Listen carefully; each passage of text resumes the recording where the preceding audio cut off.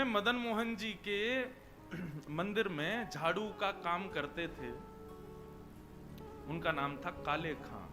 क्या नाम था? काले खां। काले खां बड़े प्रसिद्ध हैं, मैंने उनका चरित्र पढ़ा भी है, श्री काले खां जी का। काले खां जी के नाम से आज भी मदन मोहन जी की आरती होती है, तो ऐसा होता ही नहीं कि काले खां को प्रणाम नहीं कर दो। देखो कितनी बड़ी बात, हमारे हिंदुओं के इष्ट ठाकुर जी हैं और उनकी आरती होती है, तो आरती में एक विजातीय व्यक्ति का स्मरण किया जाता है, तब आरती संपन्न होती है। श्री मदन मोहन लाल जी तो काले खां जो थे वो झाड़ू का काम करते थे मंदिर में। अपना घर चलाने के लिए उन्होंने ये कार्य स्वीकार किया। परंतु देखो यहां बहुत सारी बातें इसी कथा में सिद्ध हो जाएंगी। ठाकुर जी के प्रति प्रेम होने के लिए हमको हिंदू धर्म में होना, एक भक्त कुल में जन्म लेना, या हमारा एनवायरमेंट भक्ति युक्त होना जरूरी हो, ऐसा नहीं है। रैदास जी कहते हैं, सो ही सुहागन प्रिय जाहि रीझ हैं। भक्ति वो ही कर सकता है जिससे ठाकुर जी रीझे हों।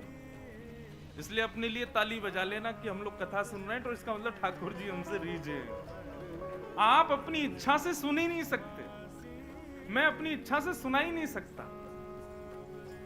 यदि मैं बिहारी जी जा रहा हूं, मैं कथा में आ रहा हूं, मैं वृंदावन जा रहा हूं, तो इसका मतलब ये बात निश्चित है कि ठाकुर जी मुझसे प्रीति करते हैं, इसीलिए संभव है। वो नाराज हो जाएं तो हमारी मजाल क्या जो हम अपने बिस्तर से उठ के और कहीं नहा धो करके बिहारी जी भी चले जाएं? नहीं जा सकते। वो अपनी महफिल में हमको दाखिल कर लेते हैं, अपनी आंखों के आगे हमको खड़ा कर लेते हैं, इसका मतलब वो भी हमको देखना चाहते हैं, इसीलिए। तो काले खां एक विजातीय व्यक्ति, हिंदू भी नहीं था, केवल अपने घर को चलाने के लिए झाड़ू का काम करता था मंदिर के पास। इसी बहाने उसको कभी कभी मदन मोहन जी दिख जाते थे। अब देखते देखते झाड़ू लगाते लगाते अब उसकी आदत में आ गया कि अब वो बिना श्याम सुंदर को देखे रह नहीं पाता। रोज मंदिर में जाता, झाड़ू लगाता और पीछे सीढ़ियों पे ही खड़ा हो जाता, अंदर तो जाने की उसको अनुमति नहीं थी। तो वहीं से भीड़ जब इधर उधर होती थी तो बीच में से थोड़ी सी झांकी श्री मदन मोहन जी की उसको दिख जाती थी, मानो उसको ऐसा लगता था उसका हृदय परम शीतल हो गया हो, परम आनंदित हो गया हो। धीरे धीरे भक्ति प्रस्फुटित होने लगी हृदय में। अब तो ये स्थिति हो गई कि मंगला में पहुंच जाता और शयन करा के ही घर आता था वापस। और इससे परिणाम ये हुआ कि पत्नी जो थी काले खां की, वो बड़ी बरसती थी। परिवार के लोग उसको काफिर बोलते थे, बोले बताओ जन्मा हमारे कुल में, कभी खुदा को तो याद करता नहीं, वहां पत्थर पूजने चला जाता है, इस प्रकार की बातें बोलते। लेकिन उसको किसी से कोई फर्क नहीं पड़ता।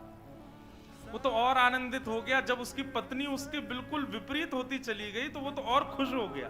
बोले बढ़िया है, जो बीच में दोपहर में भोजन करने घर जाता था, अब उसका भी मन नहीं करता मेरा। क्यों? चिक चिक करेगी, लड़ेगी मुझसे, इससे बढ़िया मंदिर में पड़े रहो। अच्छा एक बात कहें, मैं अपनी कथा में कहा करता हूं, हमारे संबंधी यदि अनुकूल हों तो ये बिहारी जी की कृपा, लेकिन हमारे संबंधी यदि प्रतिकूल हों तो ये समझो बिहारी जी की डबल कृपा है। कथा में 3 प्रकार के लोग आते हैं। पहले इच्छुक, दूसरे आमंत्रित जिनको निमंत्रण आमंत्रण भेजा गया है, और तीसरे जो घर परिवार और संसार से दुखी हैं। 3 प्रकार के लोग कथा में आते हैं। यहाँ हो सकता है एक आध लोग ऐसे बैठे हो कि घर जाएंगे तो क्या कुछ नहीं, सब लड़ेंगे झगड़ेंगे पीछे पड़े रहे, इससे बड़े कथा में ही बैठे रहो। तो मंदिर कथाओं में जाने वाले 3 प्रकार के लोग होते हैं, इच्छुक भक्त, आमंत्रित और दुखी दुखियारे बेचारे। तो काले खां को तो और अच्छा लगता, पत्नी बेचारी ऐसी विमुख हो गई कि अब तो वो पूरा दिन ही मंदिर में ही निकालता। लेकिन काले खां की व्यवहार धर्म में एक पीड़ा थी कि उनको कोई संतान नहीं थी।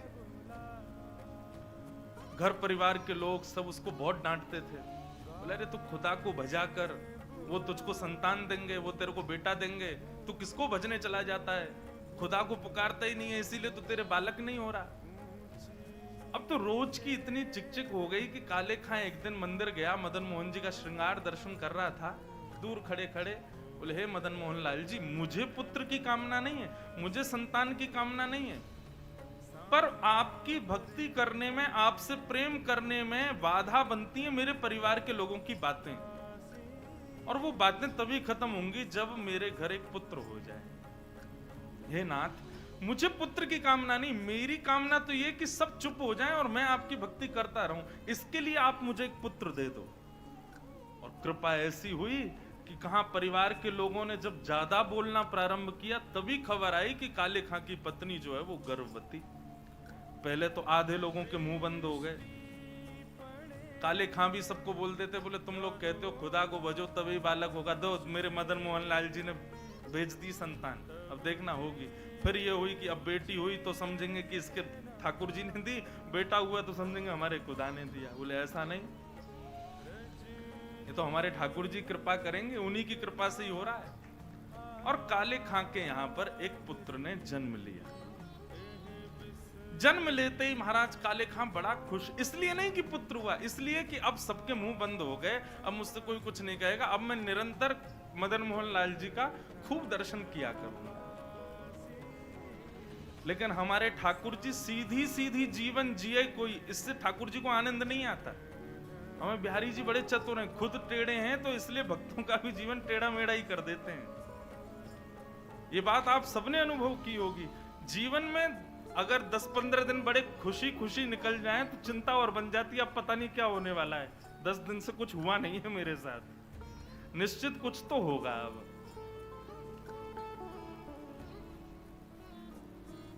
काले खां का पुत्र 8 वर्ष का हो गया, सब आनंदित था, काले खां बड़ा प्रसन्न।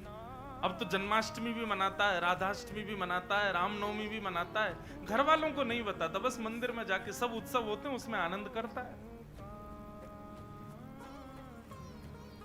8 वर्ष का बालक काले खां का यमुना जी के तट पर, नदी के तट पर कहीं खेल रहा था अपने मित्रों के साथ, और एक सर्प ने उसको डस दिया। सर्प के डसते ही महाराज नीला पड़ गया उसका पुत्र, बेहोश होके गिर गया। बालक दौड़े दौड़े गए काले खां के घर, काले खां तो मंदिर में था, उसकी पत्नी को जाके बताया। पत्नी रोते रोते मंदिर पहुंची, जाकर के बोली जल्दी चलो, हमारे बेटे को सर्प ने डस दिया है, वो नदी के तट पर बेहोश पड़ा है, मैं जा रही हूं उसके पास, तुम जाओ किसी झाड़ फूंक वाले को लेके आओ, हमारा बेटा मर जाएगा। लेकिन काले खां व्यस्त था ठाकुर जी की श्रृंगार आरती में, श्रृंगार आरती हो रही थी। पत्नी इतना बोल करके लौटने लगी, लौट करके उसने पीछे देखा कि आए कि नहीं, तो देखा तो काले खां तो ठाकुर जी को ही देख रहा था। पत्नी जाकर के बरसने लगी, बोले तुमको अभी भी यही दिख रहे हैं? अरे हमारा बेटा मरने वाला है, देरी करोगे, कोई झाड़ फूंक वाला नहीं पहुंचा तो उसकी मृत्यु हो जाएगी। लेकिन काले खां तो अभी भी मदन मोहन जी को ही देख रहे थे। पत्नी ने कहा, यदि मेरे पुत्र को कुछ हो गया ना, तो फिर देखना मैं क्या करती, तुम्हें और तुम्हारे इस मदन मोहन को दोनों को देखूंगी मैं। ऐसा कहकर के पत्नी तो चली गई, काले खां वहीं खड़े रहे, नेत्रों से अविरल अश्रुधार बहाने लगे, इसलिए नहीं कि पुत्र को सर्प ने डसा, इसलिए हे मदन मोहन लाल, क्यों आप चैन से नहीं बैठने देते मुझको, क्यों आप चैन से मुझे दर्शन नहीं करने देते? ये सब मुझे पता है आपकी लीलाएं हैं, और ये सब क्यों करते हो ये भी मुझे पता है, मुझे परखने के लिए कि मैं अपनी स्थिति से च्युत तो नहीं हो रहा कहीं। लेकिन मेरा पुत्र दिया आपने था तो बचाओगे भी आप ही, और पुनः कहूंगा इसलिए नहीं कि मेरा पुत्र है, इसलिए कि मैं आपसे दूर ना हो जाऊं, बस मेरे पुत्र को बचाना। संध्या आरती के बाद जैसे ही कपाट बंद हुए, काले खां नदी के तट पर पहुंचा। भीड़ इकट्ठी थी। पत्नी को जैसी पता चला, काले खां बोले आगे ओझा को नहीं लाए, झाड़ फूंक वाले को, बोले वो तो मैं भूल गया। इतना कहना हुआ कि महाराज परिवार के लोगों ने काफिर काफिर कहकर के काले खां को सुनाना प्रारंभ कर दिया। दौड़ करके गए, ओझा को लेकर के आए। जैसे ही ओझा ने आकर के उसकी नब्ज आदि देखी तो कहा ये बालक तो जीवित नहीं है, इसकी तो मृत्यु हो चुकी। सब रोने लगे। काले खां की पत्नी ने अपने पुत्र को गोद में उठाया और ले गई और मदन मोहन जी के द्वार पर जाकर के अपने पुत्र को रख दिया। बोले बहुत कहते थे मदन मोहन लाल जी ने दिया, मदन मोहन लाल जी ने दिया है, तो ये जीवित करके दिखाएं इसको अब। और यदि ये जीवित नहीं हुआ, खुद भी मर जाऊंगी, तुमको भी मार दूंगी और पूरे परिवार को नष्ट कर दूंगी इन्हीं की दहली पर। तब काले खां ने मदन मोहन लाल जी को निहारा और निहार करके कुछ शब्द काले खां ने लिखे हैं, तो थोड़े उर्दू के अल्फाज, लेकिन हैं बहुत सुंदर। इनमें से कई शब्दों के अर्थ तो मुझे भी नहीं पता, उर्दू में है, पर एक बात कहें, भक्त की जब चरमोत्कृष्ट भक्ति हो जाती है ना, तो उसकी भक्ति शब्दों के रूप में निकलने लगती है। जब भक्ति चरम स्थिति में पहुंचती है, कहां मीराबाई ने नहीं गाया, सूरदास ने नहीं गाया, तुलसीदास ने, सबने गाया। एक बात नोट कर लीजिएगा, जिसने पाया उसने गाया, और जिसने नहीं पाया वो गा नहीं पाया कभी। यदि बिहारी जी मिलेंगे ना, तो आप गाने का प्रयास नहीं करोगे, गाना अपने आप होगा, अपने आप प्रकट होंगे शब्द आपके मुख से। अभी हमारी स्थिति क्या है, अभी हम सूरदास के पद गाते हैं, अभी मीराबाई के पद गाते हैं, अपने हमारी कोई निर्माण नहीं है, अपनी हमारी कोई सामर्थ्य नहीं है। पर जिस दिन बिहारी जी मिलेंगे, उस दिन जिह्वा में सामर्थ्य आएगी और आप कुछ ना कुछ गाओगे, ये निश्चित है। जो पाएगा वो गाएगा। काले खां मदन मोहन लाल जी की ओर देखने लगा और कहने लगा, मुसफक साफीक रफीक दिल दोस्त मेरे नजदीकी हकीकी ख्याल कीजिए। मेहरबान कदरदान आला तू जहान बीच, मुझसे गरीबों का गुनाह माफ कीजिए।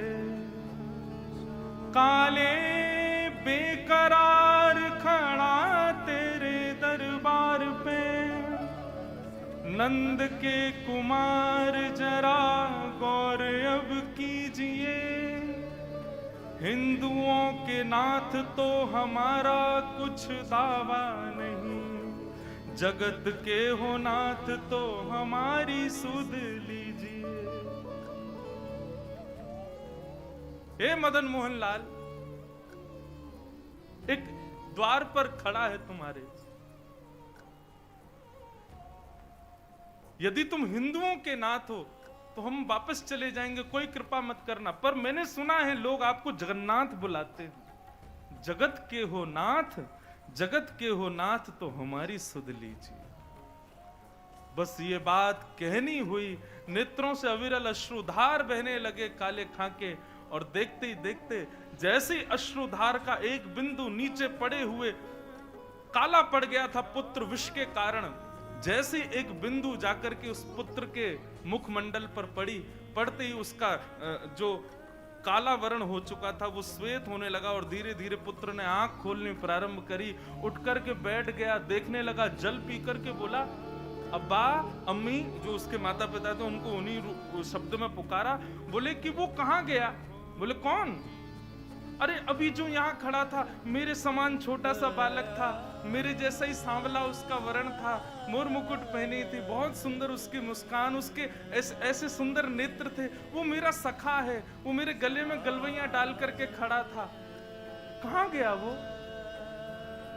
और ये भाव देखते ही वहां खड़े जितने लोग थे सबने मदन मोहन लाल जी को दंडवत प्रणाम किया। सब समझ गए, बोले किसने की है कृपा हमको पता है। तब से लेके आज तक श्री मदन मोहन लाल जी की आरती होती है तो आरती होते ही वहां का एक आरती पूर्ण होते ही एक पंक्ति गाई जाती है। कारे के बेटा को जब कारे ने खाया, कारे के बेटा को जब काले ने खाया, कारे की कविता सुन बेटा जिवायो है। काले खां के बेटा को जब काले नाग ने खाया तब काले खां की कविता सुन करके उसके बेटा को जिवाने वाले बोल मदन मोहन लाल की जय।